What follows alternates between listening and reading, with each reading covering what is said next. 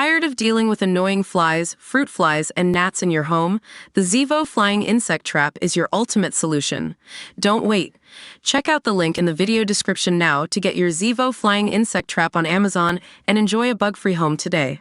Horrific torture complexes used by Russian army commanders to force terrified citizens to fight and die on the front lines in Ukraine for Vladimir Putin's special military operation have been revealed in a damning new investigation. Independent media outlet ASTRA uncovered a slew of what it described as torture basements where mobilized soldiers are allegedly handcuffed, beaten, and forced to go to the war. In one particular site, a destroyed building on the territory of the headquarters of the 272nd Motorized Rifle Regiment in the Nizhny Novgorod region, the men are illegally detained and subjected to heinous violence. Shocking footage shows the interior of this factory of suffering, along with another site in Russian-occupied Ukraine where handcuffed inmates are seen cowering. Officially, neither of the sites exist, but they are designed to break the will of each and every inmate, forcing them to accept being sent to the meat grinder. In Nizhny Novgorod, men are kept under the supervision of the military police for days without water, food, or toilet, according to the outlet's investigation.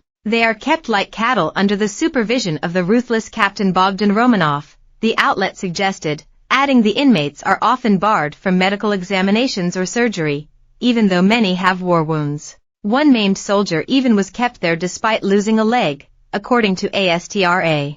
At least 3 of the detainees had their ribs broken with a police baton and were then sent back to the war, while others were terrorized with powerful airsoft grenades that look exactly like the real article. Meanwhile, at another concentration camp in Russian-occupied Donetsk region, a torture conveyor operates in the disused Petrovskia mine. Among the inmates are soldiers who refuse to take part in notorious Russian meat grinder assaults on the front line.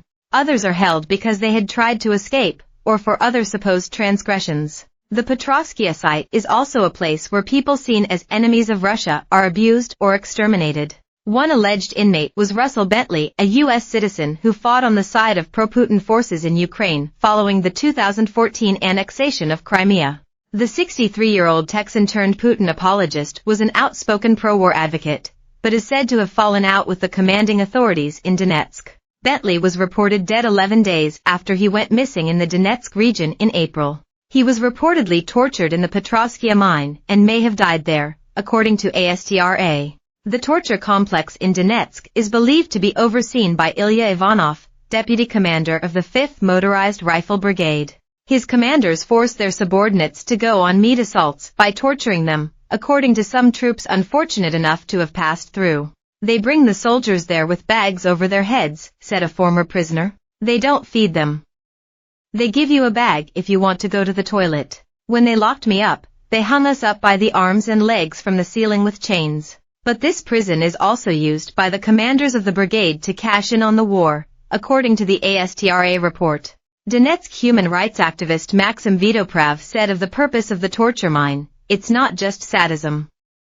There is one main reason, money. The terror jail operates a scam receiving Russian army salary and compensation payments for intimidated men in its dungeons," he said. "You shoot a man in the legs, you get 3 million rubles, pound 25,500, for the wound.